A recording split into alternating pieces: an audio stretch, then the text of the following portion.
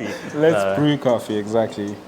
Hey guys, welcome back to another brewing video. I'm Dario and this is Luhle, and we're going to be talking to you about this month's subscription coffees, the curated subscription.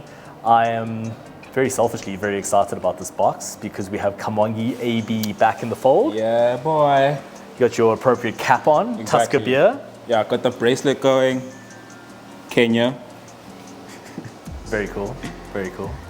So, yeah, what are we send the people this month? Yeah, so this month's box has, obviously we have the 2-bag option and we also have the 3-bag option. For the 3-bag option, we had Kamwangi AB as coffee 1, so the main coffee that we drop in this month with the box. Then we have the Goatee Hill washed from Burundi, and we have Rugali washed from Rwanda for coffee 3. All delicious coffees. All East African. All East African, all washed. Very cool. So happy. Very, very cool. So, yeah, man, very stacked box. Should be an exciting one. Nice. For our Blue Bag subscribers, obviously we can't tell you what you got this month. That's the whole point, is that you don't know what you're tasting. You get to taste these coffees blind and evaluate them for what they are and not what you think they are based on prejudice. Yep. But we can tell you what it was last month, and that was Rugali washed. Yep. So our 3-bag subscribers this month are going to get the same coffee they had in the Blue Bag last month. And it's a gem of a coffee from Rwanda. Just a classic Rwandan profile, like lots of brown sugar, chocolate, orange, Yep. Green lovely apple. citrus notes. Yeah, exactly. Really, really good. Exactly, just a great coffee. So today we're going to be brewing you Kamwangi AB, and we kind of like tossed up what brew methods and recipes to use, and we couldn't agree on one, so we're going to do 2. For me, a washed Kenyan coffee through the AeroPress is just, it's hard to get it too badly wrong. It's such a great way to enjoy this coffee. I find the AeroPress really accentuates the body and the texture of the coffee with like really, really high sweetness, and obviously that juicy, that bright, 100%. juicy texture, bright acidity really plays well with the AeroPress. Which I guess we could also say the same for espresso, right? Espresso is going to push much higher concentration, which is the whole intention of the drink, which does highlight the beautiful texture of this coffee. And yeah, that's something that we're keen to explore in both brewing options. So Exactly. yeah, we're going to do both. So what we're going to do is we're going to try this. Yeah, we're going to do a little dance, sing a little song, do a little dance. But yeah, we're going to brew, talk about what we're doing, and then Casey's going to edit this to make it work. So nice. Cool. So I'm going to be brewing in the, regular method, upright method.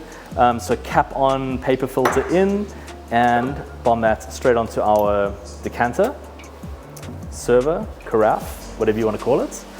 And I am brewing with a 16-gram dose to 220 grams of water. I'm not sure if it's the same ratio, but it's definitely a recipe inspired by Tim Wendelboe's cafe recipe for their AeroPress, and arguably, why change something that isn't broken?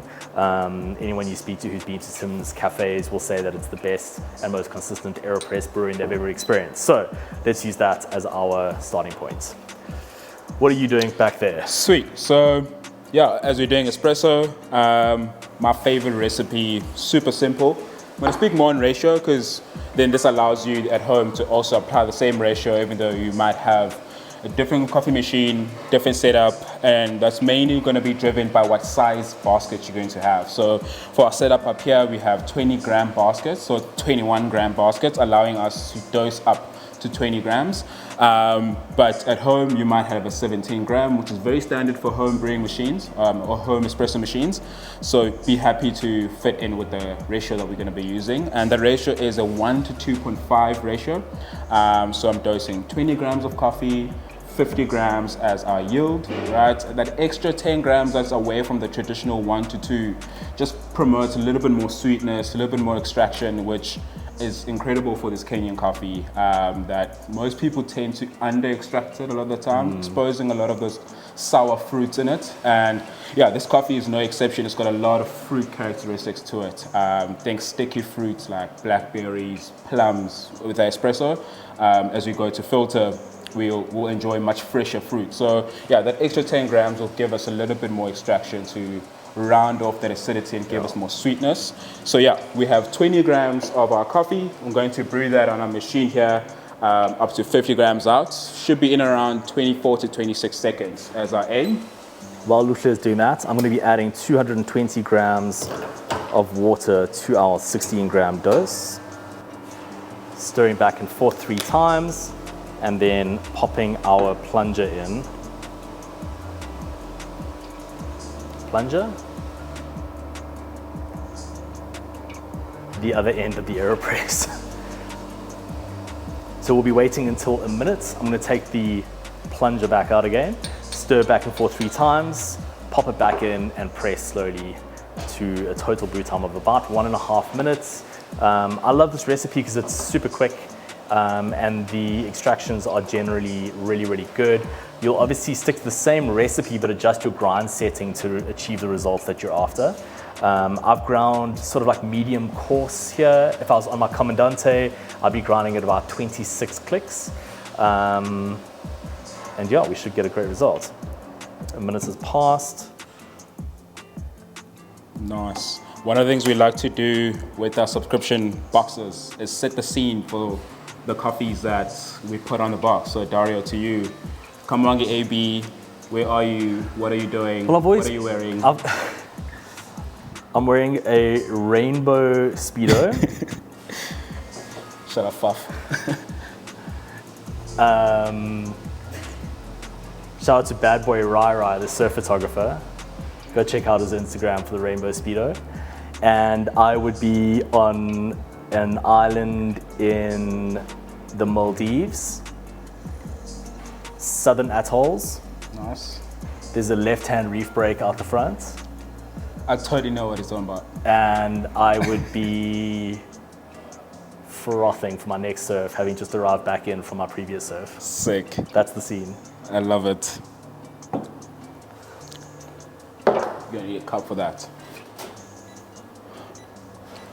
The other good thing about the AeroPress is you kind of just like, there's so much room for error. Do you know what I mean? Like it's such an easy brew method to 100%. to get a tasty cup of coffee out of it. Yeah, AeroPress at home, super easy to dial in. Breakfast kind of brewing device, I'd like to say. Yeah. And the best travel brewer as well, which is really cool. Sweet. So let's start with espresso. Yeah, we got our 50 grams out, 26 seconds, so just a second over what we are aiming for. Yeah, what we expect here is like those sticky fruits again. Super balanced. Super balanced, super clean. Very textural. Very textural. The cool thing with this coffee is that we put it on bar in the cafe a lot every year. And when you put milk with it, you might expect the acidity, the bright acidity in these Kenyan coffees to turn the milk sour. But if you've extracted it well, if you pushed extractions up, that's acidity can turn really sweet. Yeah. And very like candied fruit sort of characteristics. Milkshakes and ice creams. Yeah.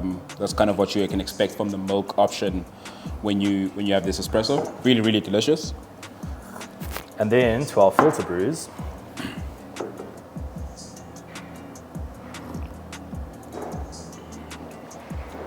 Yeah, again, I just love the texture that you get from the AeroPress.